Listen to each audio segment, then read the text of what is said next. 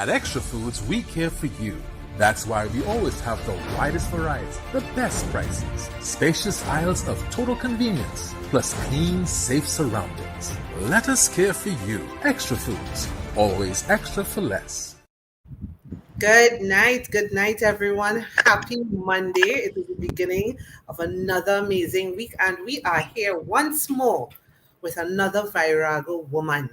For those of you who are now joining us for the first time, we are conducting interviews every week with women who have contributed to Virago, which is a book compiled by Michelle Borrell and which will be officially launched on November 21st. And I'm letting you guys know it will be launched at Trinity Mall, and there may be some copies of the book available at that time, but the books will also officially be available in bookstores, in select bookstores from November 25th.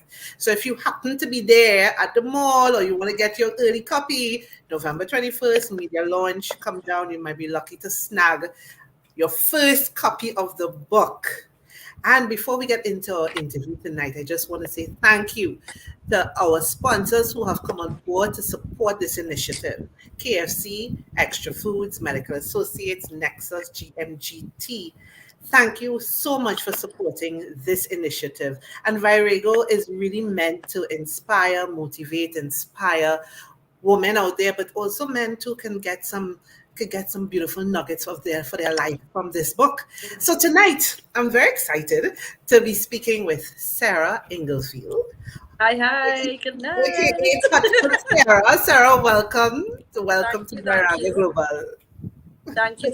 I'm so excited to be here live. It's been a race to get here in time because I was actually down the island earlier today, but I'm here and I'm excited to be part of this discussion.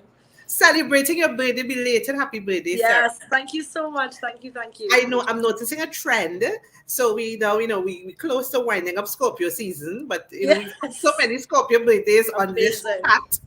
So this is good. We are such good people. Definitely. So many back to back. And I actually share my birthday with Destra, the Queen of Bacchanal. So wow. I'm in good all of us in fact are in good company. Yes. Michelle has taste. Yes. She's brought together a really amazing group of people, huh?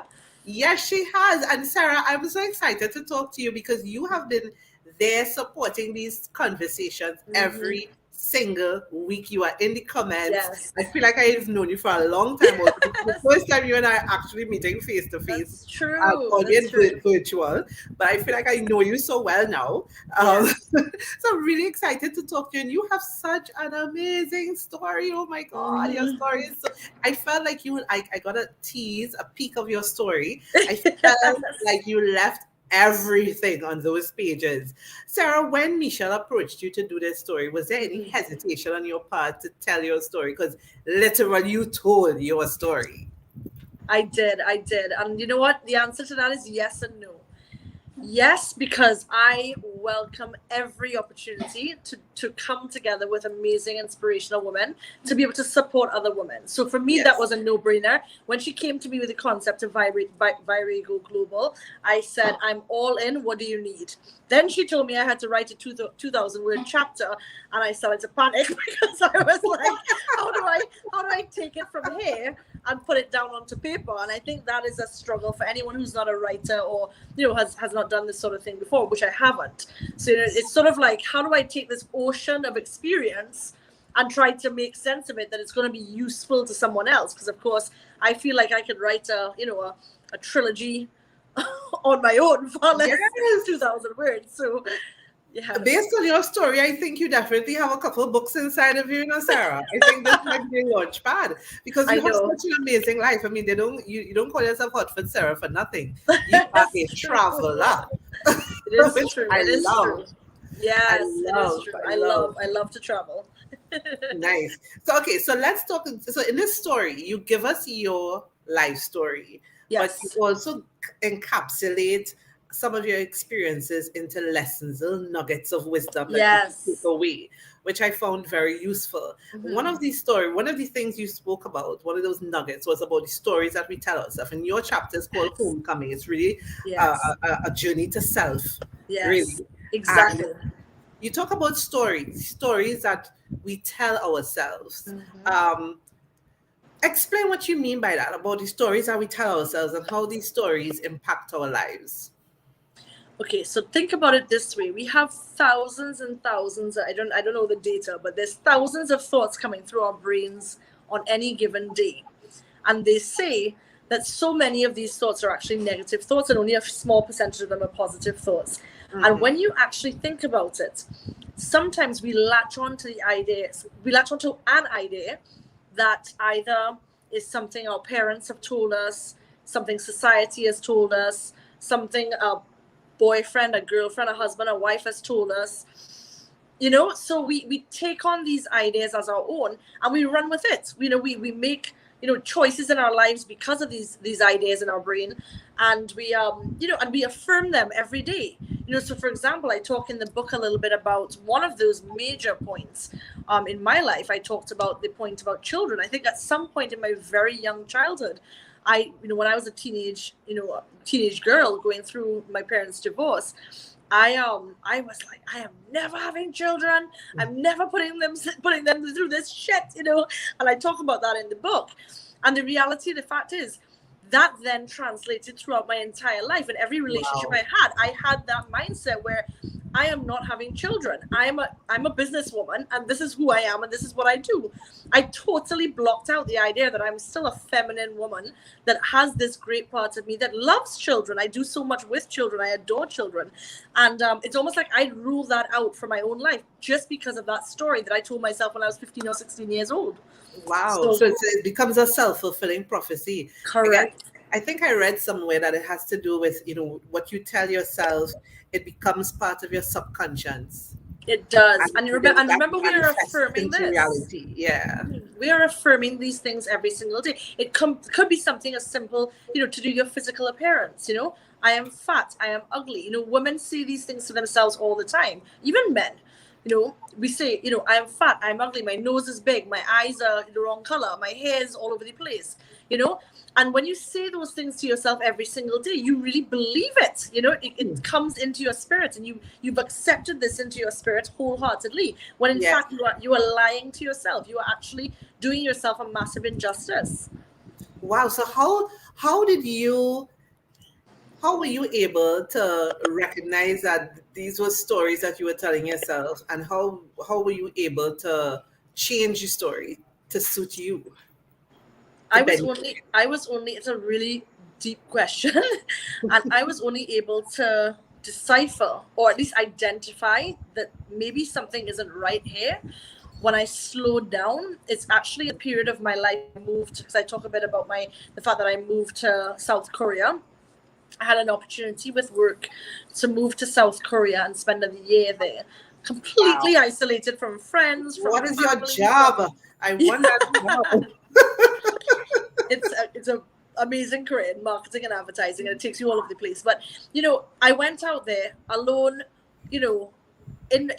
I had a purpose there. I had something to do, but it actually was the first time in my life I was not surrounded by loads of people who had something to say to me. I actually was alone with my thoughts a lot in Korea. And that was the moment where you start to think, okay, I know I've been saying this for a long time, but is this what I really want? Is this what I really feel? Is this what I really believe?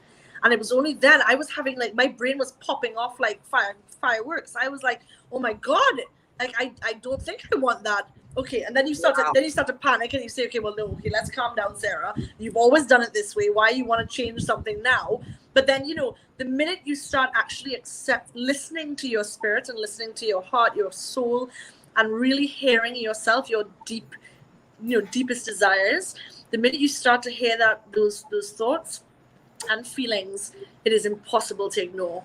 And I think that's what, that's the biggest thing. I think, when you're trying to really understand what is a lie, what is the truth, how do I feel, there's no way that I am aware of doing it besides slowing down and really getting into yourself, getting into your spirit, blocking out all of that clutter, and really listening to your heart, listening to your spirit. Because I always say, what you need to do. You know what you want to do. You know what you feel. But so long as you have all that clutter all around you, you're never going to hear it. Yeah, you have to get still. Be still. Yeah, that's important because I think, prior to the pandemic, so much of us, we were just going, going, going, going, going. And so many people waiting for COVID to be gone so they could go back to what they think is normal.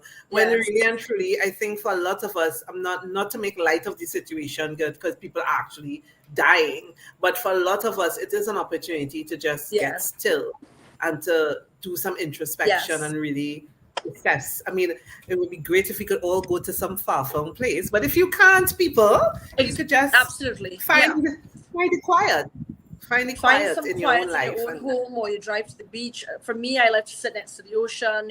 I like to be in nature, so I might drive and go for a little walk, Bamboo Cathedral, wherever, little hikes all over Trinidad and Tobago and all over the world. Now, one thing I would say just about being still is it can be a little bit frightening in the beginning, right?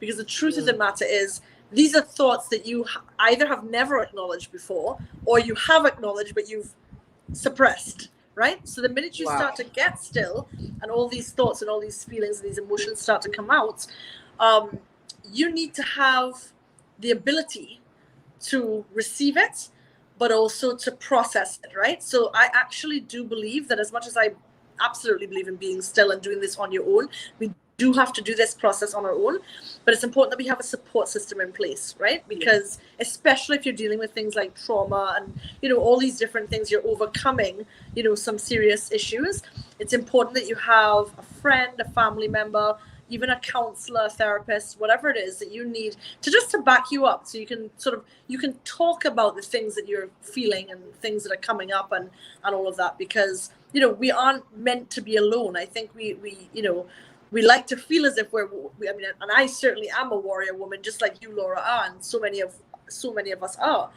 But being a warrior woman does not mean that we need to do it alone. Mm-hmm. Oh my God, preach, Sarah, preach. Say that again. That is so true, because many of us think we just have to suck it up, fight it. We've got to fight through. We've got to make it happen. Yeah. That is so and important. I felt that way for a long time. I did as well. That is so important. I just want to say good evening to all the people who have joined us. Thank you so much for joining us. Hi, Shannon. Hi, Nikki. Hi, Leslian. Hi, Leah. Thank you, all of you, for joining. Feel free to post your questions if you have any questions for Sarah. So we're talking to Sarah Inglefield about her chapter in Virago and Virago Woman. She is talking about her homecoming and lessons that she has learned, culled from her own life, that really helped her along the way. And we're talking about, being able to be still and do some introspection. But Sarah, that also calls for you to be vulnerable. Vulnerability is a theme that has permeated this in all of these interviews. Everybody, eventually it comes to that. It comes to being vulnerable, and you talk about being able to tell your truth. I guess when you do the introspection, you come to terms with who you are and what you're about and what you want. You need to be able to open up to people, the world, to tell your truth, but that means you have to be vulnerable. So how was that for you when you determined, this is the life that I want, this is the life I'm going to lead? I'm getting out of my marriage, I'm going to do XYZ. How was that for you? Was it even though you did all that work and introspection, was it scary for you? Were you worried about the world, accepting your truth? Honestly, my fear of speaking my truth kept me in purgatory for a decade. Wow. Right? Because I was going through all sorts of trials, all sorts of tribulations, all sorts of traumas, and I spoke to no one about it. I wasn't even admitting things to myself, far less to anybody else around me, and I had become a master of compartmentalizing. So at home, I was one thing. Outside of the home, I was another thing. In my professional job, I was a whole other thing. And so, sometimes we become so good at masking that we ourselves forget, that the people are around us and we can open up. And it was actually through that process of being still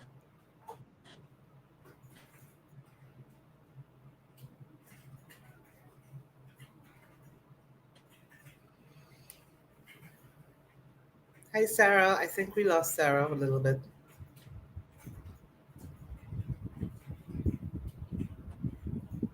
Okay, I think we lost Sarah a little bit.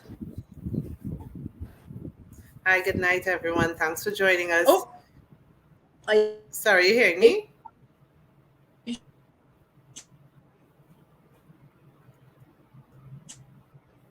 I think we lost you a little bit, Sarah. Hi, Darren. Hi, Sasha. Thanks for joining us. No, you're frozen, Sarah.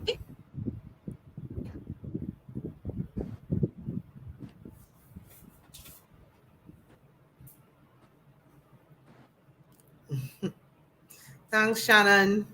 Okay, we're having a little technical difficulties. Just waiting for Sarah to come back on.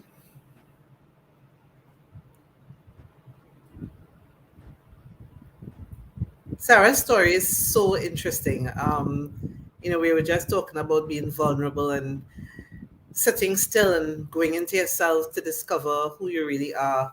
Um, I'm sure a lot of you have had that experience during the pandemic. You were able to sit quietly with yourselves and really assess your lives. So while we wait for Sarah, you could share your experiences over the last year or so, that introspection that you may have done and things that you may have discovered about yourself and your life. Because so many people I interview daily talk about that, when they were forced to sit still and what it did for them and all the feelings that they had inside. Because sometimes we just go in all the time. We're going to work, we're dropping kids to school, we travel, we're doing this, we're doing that. We don't ever stop to think about ourselves, our happiness. Are we really doing what we want? Are we truly happy? We don't really question why we do what we do. We just do. And when you're forced to really sit down and deal with yourself, it's a whole other story. Hi, Sarah. Hi. Gosh, I'm so sorry.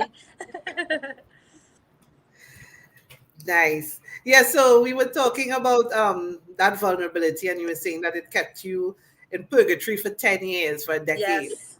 Yes. And then, when I finally admitted to myself the truth that I'd been holding on for so long, I actually found it impossible to not speak up about it, right? Wow. Because when you finally admit something to yourself, you admit a truth, a pure, an absolute truth that no one can take that from you because it's your truth. Then there comes a time where, at least for me, I reached a point, I guess, where I said, you know what, this is me.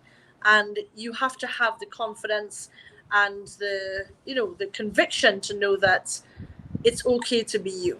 It's okay to want this or not want this, or to be this or to be that, and know that at the end of the day, it is, the people who matter will support you. Yes. And the people who don't, you know what? That's okay, because there's a season for everyone in your life.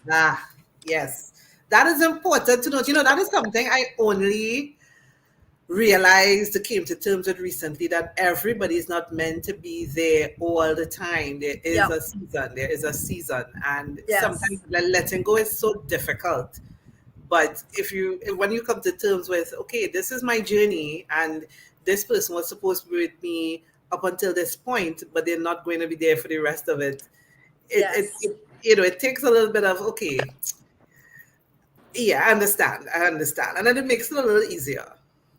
I also want to just say that in my story, in my journey, I've had, and I speak about this in my chapter, I've had more than one significant divine intervention where, I was at a real breaking point, a crisis point. And, whether you want to call it, God, the universe, divine mother, whoever you want to, whoever you, look up to and pray to, I heard that. I felt that in the core of my spirit. And I knew that I might not understand what is happening right now, and I definitely might not have all the answers, and I feel very alone in this process, but I was not alone. I was never alone. We are never alone, right?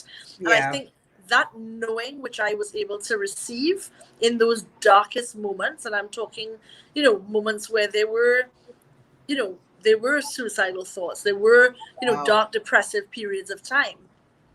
And, those divine interventions came right at that moment where you're sort of like, I'm about to give up. And then Yes. boom, God's Yes. like, nope, I've got plans for you. You Wow. don't get to give up here right now. So, that those moments for me were really, really, and I speak more specifically about it in the book, but those moments for me were really a reminder of two things. One, we're never alone. And two, that we don't need to have all the answers. We Yes. simply need to accept the truth that exists within us. Sasha, and the rest will unfold.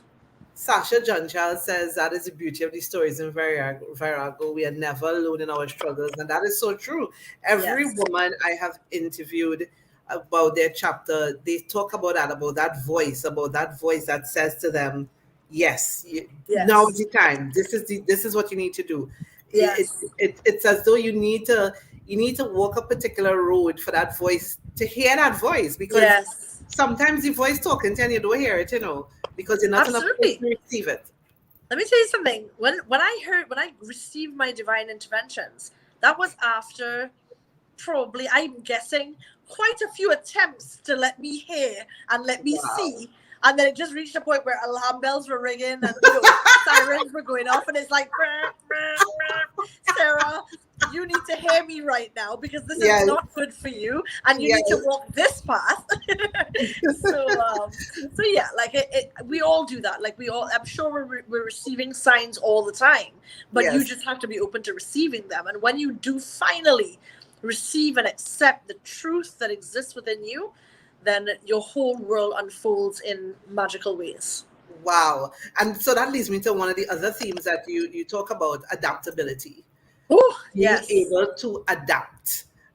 It's some people resist that so hard. So tell us a little bit about your experience with being able to adapt. Yeah. So 2 things. I've always called myself a bit of a chameleon, because I constantly am changing, whether it's just, social networks, whether it's geographical location, whether it's, swinging from job. I mean, even in I'm the CEO of an advertising agency. I'm also a TikTok influencer. I'm also a youth Really? mentor. I'm also the vice president of the AAATT. So there's I have multiple hats, and I've always had multiple hats my entire life. So I've always called myself a bit of a chameleon. So, but how I was able to do that, I think, stems right from my childhood. I mean, like I talk about in my story, I've moved countries 7 times. I've traveled, to 30 something countries in the world. I've, held many different positions in many different places. And I think you can't do that unless you're open to change. You're open Yes. to meeting new people. You're open to, to having new experiences. And that's something I think really did stem from my childhood. That was something I was exposed to very young. That has the pros and cons, because obviously it's great for experience, and you're constantly adapting, and you're constantly evolving, and you're constantly absorbing new experiences. But of course, the challenges that come with that are the fact that, sometimes it's difficult to feel grounded. Sometimes it's difficult to sort of know who you are and where you are, because you're everywhere. I call Yeah. myself a global citizen, because as much as I'm a Trini citizen, I'm also a British citizen. I'm also a global traveler. So home to me is everywhere. Yes. But I think for me, it is and was purely about being open, always open to new experiences, because every new experience could be, something exciting blossoming in your life. And I think that's a little bit about where Hot Foot Sarah came from as well. Just that constant ability to remain in the moment, Mhm. knowing that nothing is permanent. And I try my best to appreciate people, places, and experiences while they're happening, because tomorrow is not promised. Yes. For those who didn't grow up with the experiences you had. I mean, from earlier stage was set. So you, as you said, you learned to adapt pretty quickly. But for those there are people who, stuck in routine. They do the same things every day. They're not Yes. adventurous. They just stuck in a routine and they want to change. There may be things that they want to do. There may be spaces that they want to be in, but they just don't know how to begin to come out of that. What advice would you give to them? Find a mentor, right? Align yourself. Start following people that emulate the type of life that you want to live. So, and social media makes that easy, right? Yes. So you can literally you actually never need to meet them in person. You don't actually need to meet. I mean, I've got people that I admire and look up to all over the world that I've never met, but I follow their every move on social media, and it's almost like you see, you find the people that represent the type of life or the type of lifestyle that you want to live.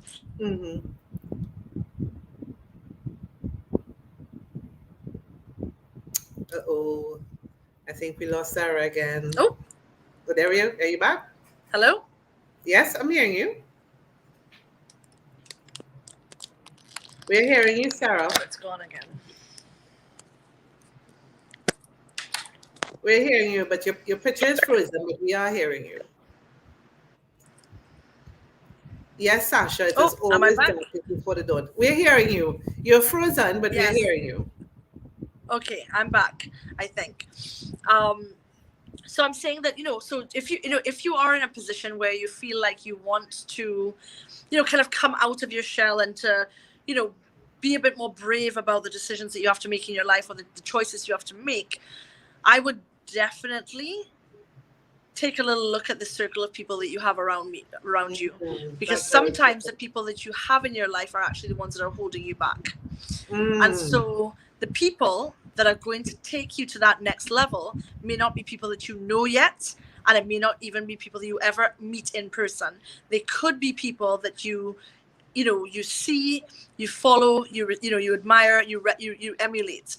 And I think that is something that I certainly have done at various points in my life. That I have not always been able to rely on the people that I grew up with in my life, but certainly the people that I've been able to kind of create in my circle as I've evolved and as I've grown and as I've gotten to know myself more and more, I've been able to sort of identify the people. Look, this person is not going to have any positive effect on my life, therefore let me leave them right there. I am not suggesting, I have love for everyone.